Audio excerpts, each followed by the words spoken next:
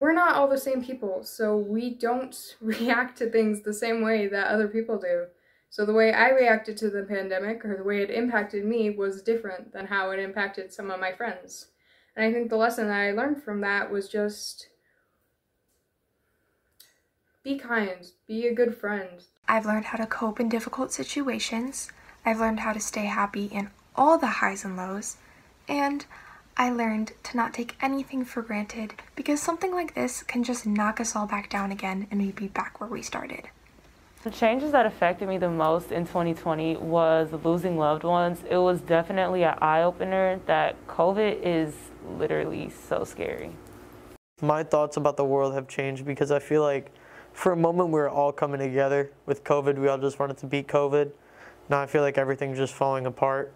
My thoughts on how the world has changed this year is just that I think it's a cruel place right now. Everybody's just going at each other really badly.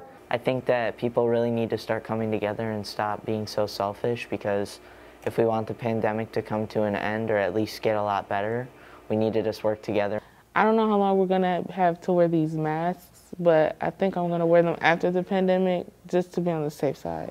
Seeing everyone being affected negatively when it comes to finances, it really got me into things like building wealth and stocks, and like kind of put me on a track of what I want to do in the future.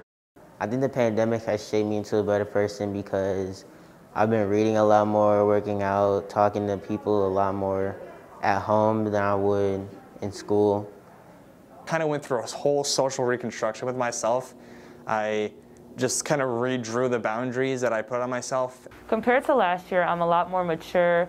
I look at life completely different because of how it was changed, and I'm honestly a lot happier now, and I'm in a better mental state.